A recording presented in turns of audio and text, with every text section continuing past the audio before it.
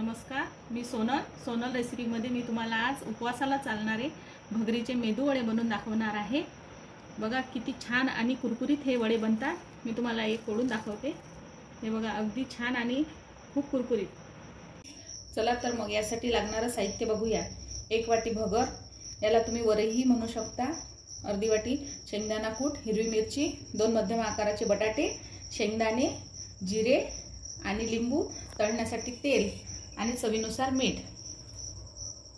आता मी कढई ठेवलेली आहे। कढईमध्ये 2 वाटी पाणी घेते। 1 वाटी भगरीसाठी 2 वाटी पाणी लागते। पाणी उकळायला ठेवून देते आणि भगर स्वच्छ धुवून घेते। पाण्याला छान उकळी आलेली आहे।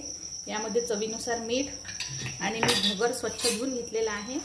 भगर शिजायला टाकते। भगर शिजून होईपर्यंत शेंगदाण्याची चटणी करून घेते।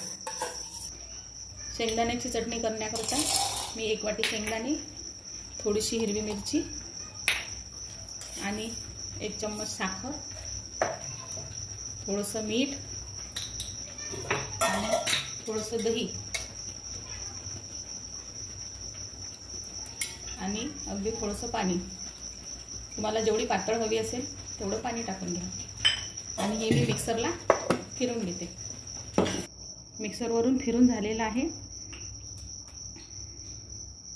आता त्याला फोडणी करून घेते। तडका देते त्याला। मी तेल ठेवलं तापायला आणि थोडेसे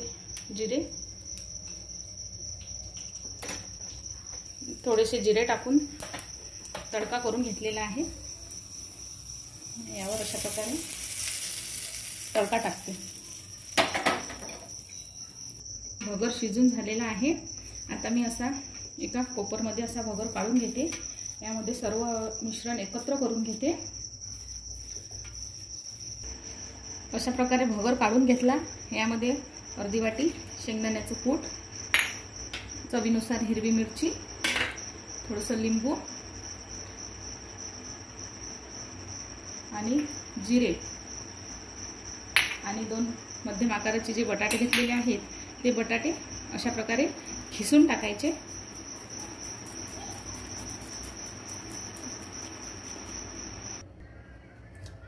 आता भगर थोडा थंड झालेला आहे। आता छान असं मळून घ्यावं। जसं आपण भाकरीसाठी पीठ मळतो तसं हे असं छान मळून घ्यावं।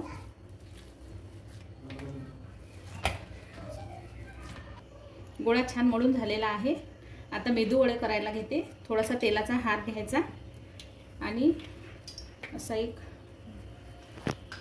गोळा हातावर घेऊन असं चापट करायचं। अशा प्रकारचा मेदू वडा बनवायचा। सर्व मेदू वडे मी बनवून ठेवते आणि तेल पण तापवायला ठेवलेलं आहे तळण्यासाठी। मी सर्व मेदू वडे बनवून घेतलेले आहे आणि तेल सुद्धा तापलेलं आहे। आता मी तेलामध्ये तळायसाठी टाकणार आहे।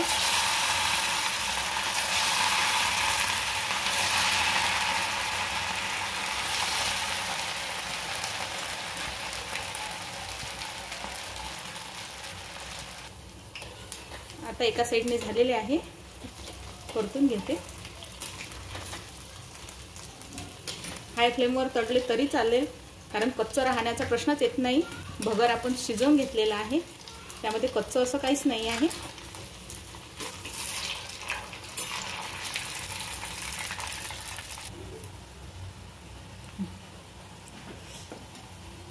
असा गोल्डन कलर येईपर्यंत तळून घ्यावे आणि आता सर्व मेदू वडे मी असेच तळून घेणार आहे। असे छान क्रिस्पी बनतात हे।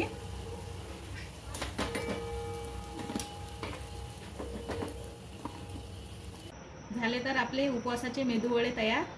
आवडल्यास लाईक करा, शेअर करा आणि सबस्क्राईब करा। धन्यवाद।